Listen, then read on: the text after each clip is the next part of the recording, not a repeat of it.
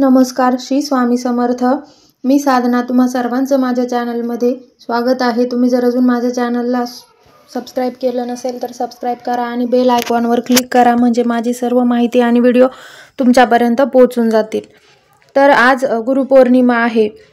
पौर्णिमा ही काल म्हणजे बुधवारी 9 जुलैला रात्री 1:38 सुरू झाली आणि ती गुरुवार दिनांक 10 जुलैला रात्री 2:07 समाप्ती होणार आहे. तर बघा, आपल्याला भगवान श्री विष्णूंची आणि माता लक्ष्मीची आपल्या घरावर सदैव कृपा राहावी. आपल्या घरात जो काही पैसा येतोय, धन येतं, धान्य येतं, ते टिकून राहावं. जी लक्ष्मी येते ती स्थिर राहावी, यासाठी आपल्याला महिन्याच्या प्रत्येक पौर्णिमेला सत्यनारायणाची पूजा ही घरच्या घरी करायची असते.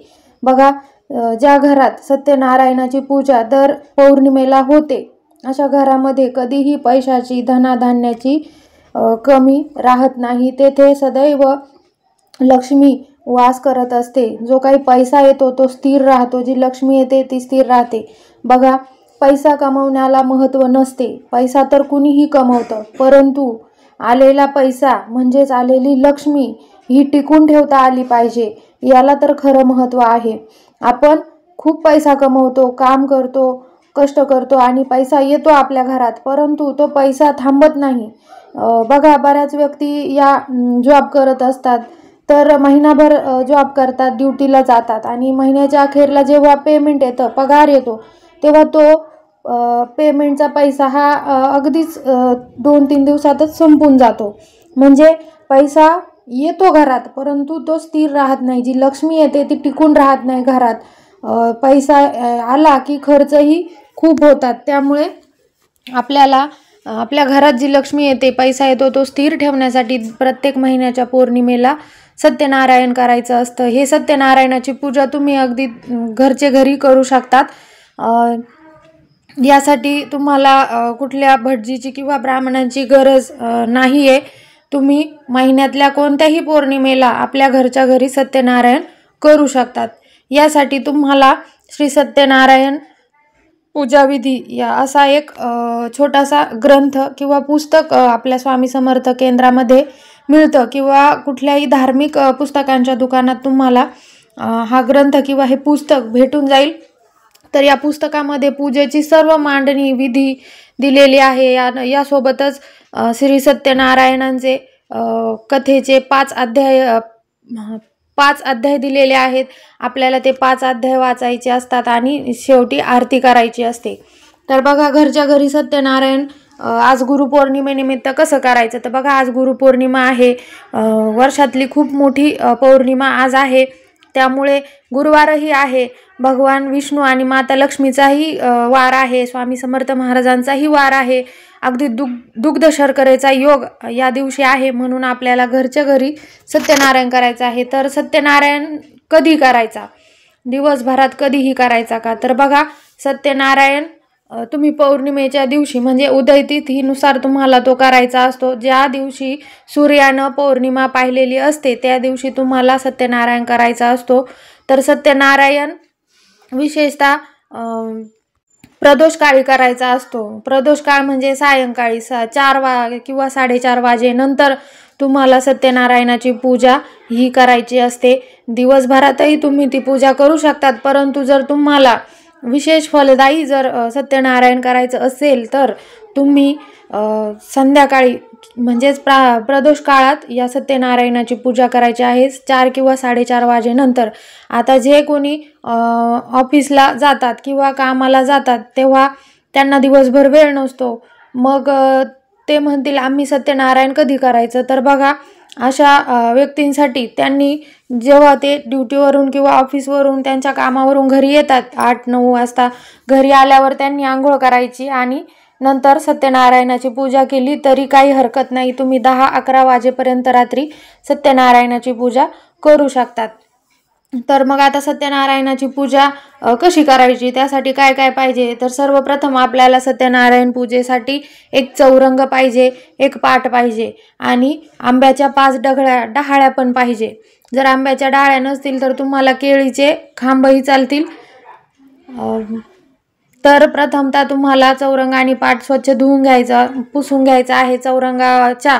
चौरंगावर तुम्हाला एक पांढऱ्या रंगाचं वस्त्र अंथरायचं आहे.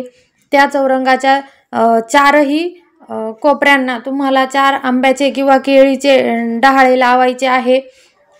यानंतर तुम्हाला यानंतर एक कलश भरून घ्यायचा आहे. एक प्लेट घ्यायची आहे. त्या प्लेटमध्ये तुम्हाला थोडेसे तांदूळ घ्यायचे आहे आणि दुसऱ्या प्लेटमध्ये तुम्हाला थोडेसे गहू पण घ्यायचे आहे. तुम्हाला तुम्ही जो चौरंग मांडला आहे त्या चौरंगाखाली आधी एक छोटीशी रांगोळी काढून घ्यायची आहे. त्या रांगोळीवर हळद कुंकू अक्षता व्हायची आहे आणि तेथे तो चौरंग ठेवायचा आहे.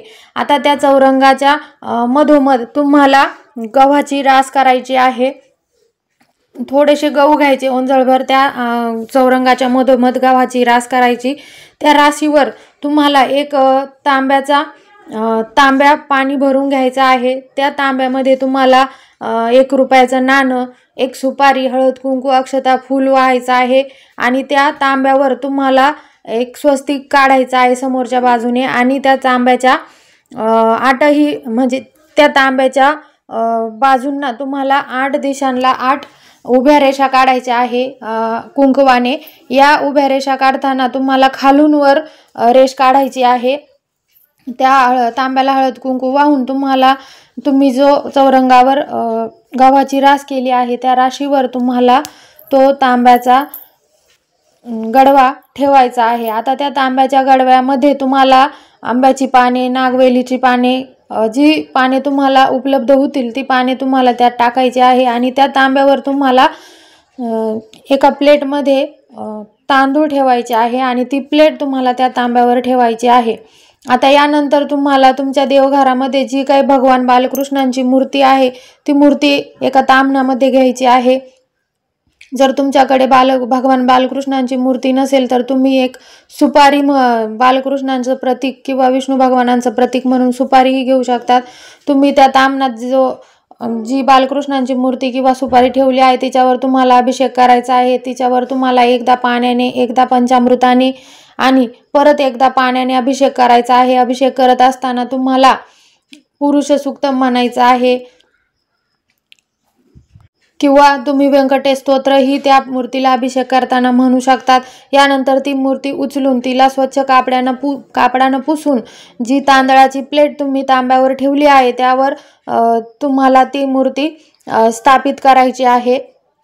त्या मूर्तीला तुम्हाला गंध अक्षता लावायच्या आहे, फुलं व्हायची आहे, धूपदीप ओवाळायचा आहे. यानंतर तुम्हाला आणखी 3 सुपाऱ्या लागणार आहे. या सुपाऱ्या एक वरुण देवतेचं प्रतीक असतं, एक सुपारी कुलदेवीचं प्रतीक असतं आणि एक सुपारी भगवान कुबेरांचं प्रतीक असतं.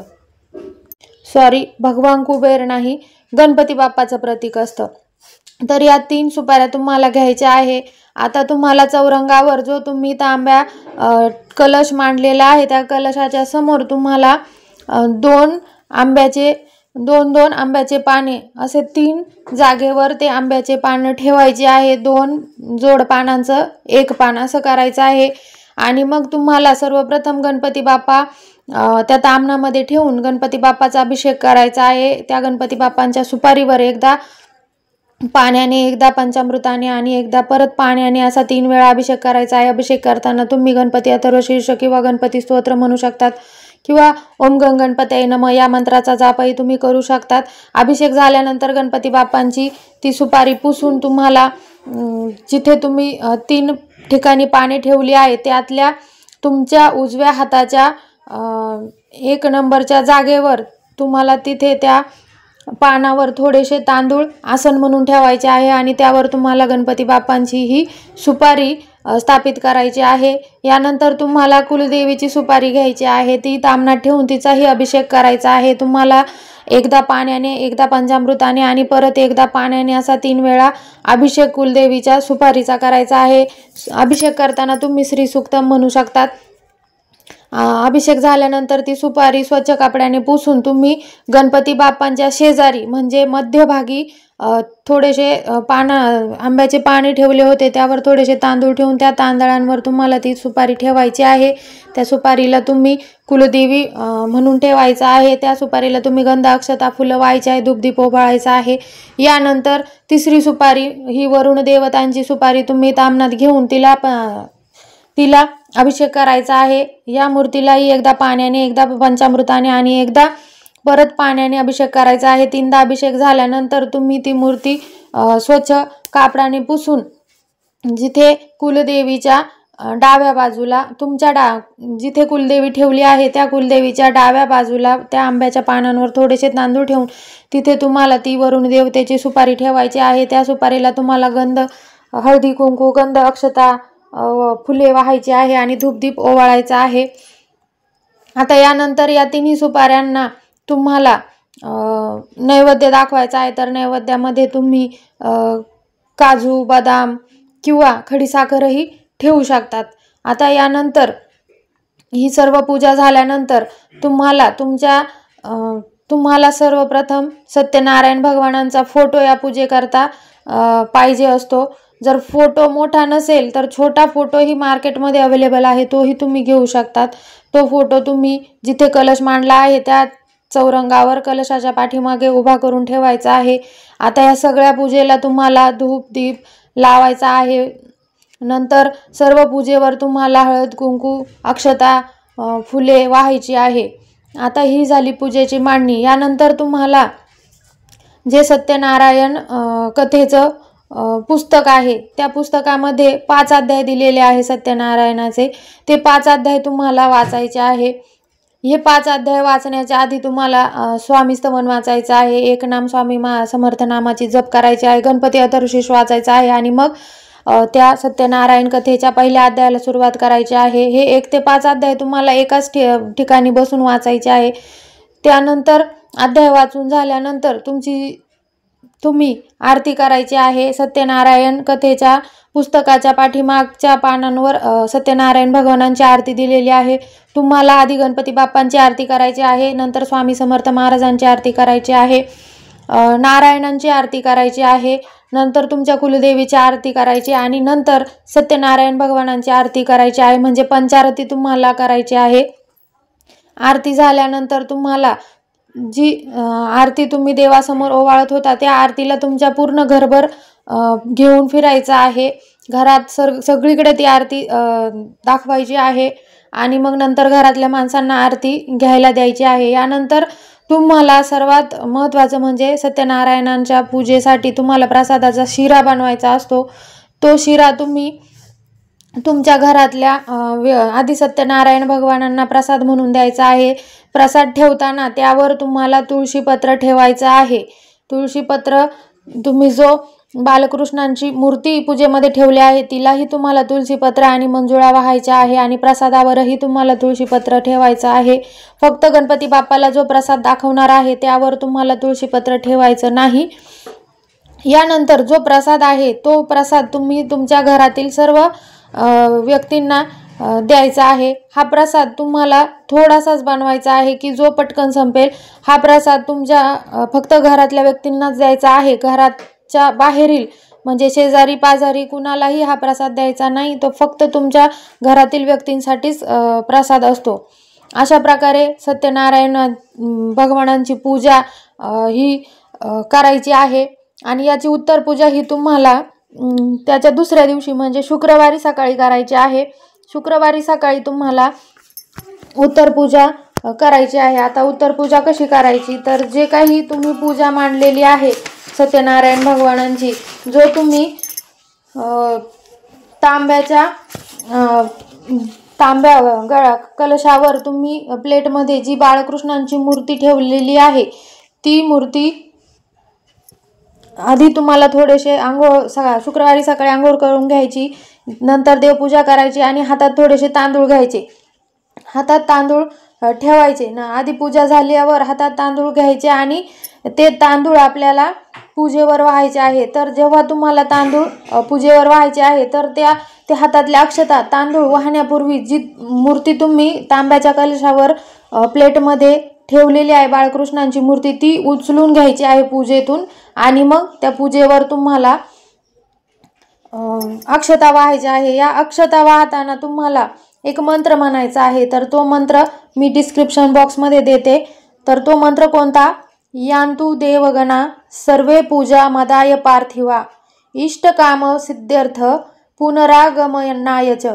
हा मंत्र तुम्हाला त्या अक्षता वाहताना म्हणायचा आहे आणि त्या पूजेवर तुम्हाला अक्षता वाहून द्यायच्या आहे आणि जी बाळकृष्णांची मूर्ती आहे तिला तुम्ही अभिषेक करून तुमच्या देवघरामध्ये पूर्ववत तिच्या जागेवर ठेवून द्यायचे आहे। अशा प्रकारे अगदी साधे सोपेपणाने तुम्ही घरच्या घरी सत्यनारायण करू शकतात। या पूजेसाठी कमीत कमी जास्तीत जास्त 1 ते 1.5 तास तुम्हाला लागणार आहे। तेव्हा तुमच्या ज्या काही गुरुपौर्णिमेच्या सेवा असतील त्या तुम्ही दिवसभरात आधी करून घ्यायच्या आहे आणि नंतर संध्याकाळी प्रदोष समय म्हणजे 4 ते 4:30 नंतर तुम्हाला ही सत्यनारायणाची पूजा घरच्या घरी करायची आहे। बघा, जर सत्यनारायण आपण भटजीकडून किंवा ब्राह्मणांकडून करून घेतला तर यासाठी खर्च येतो, म्हणून आपण सर्वसामान्य माणसे शक्यतो बऱ्याच दिवस म्हणजे वर्ष सत्यनारायण आपल्या घरात करत नाही, आपल्या घरात होत नाही। परंतु जर आपण असा साधेसुधेपणाने घरात प्रत्येक महिन्याच्या प्रत्येक पौर्णिमेला सत्यनारायण केला तर भगवान श्री हरिविष्णू आणि माता लक्ष्मी यांची सदैव आपल्यावर कृपा राहते, आपलं घर धनाधान्याने भरून जातं। त्यामुळं सर्वांनीच उद्या आज सत्यनारायण करायचा प्रयत्न करा। तर आज गुरुपौर्णिमेनिमित्त आपण सत्यनारायण करायचाच आहे। गुरुवारही आहे, अशातच आज भगवान श्री हरिविष्णूंचा आणि माता लक्ष्मीचा वार आहे आज, म्हणून आज तुम्ही सत्यनारायण करायचा प्रयत्न करा। आणि ज्यांना कोणाला आज जमणार नाही अशांनी श्रावण महिन्यामध्येही आपण 7 दिवस, 11 दिवस, 21 दिवस, 51 दिवस, 108 दिवस असा सत्यनारायणाची पूजा करू शकतो। त्याबद्दलचा व्हिडिओ मी नंतर चॅनलवर अपलोड करणारच आहे, परंतु आज तुम्ही सत्यनारायण करायचा प्रयत्न करा। तर झालेली सेवा स्वामी महाराजांच्या चरणी अर्पण करते। तुमचे जर काही प्रश्न असतील तर कमेंट बॉक्समध्ये लिहून पाठवा। माहिती आवडली असेल तर चॅनलला सबस्क्राईब करा, बेल आयकॉनवर क्लिक करा, व्हिडिओ शेअर करा, लाईक करा, कमेंट करा। धन्यवाद। श्री स्वामी समर्थ।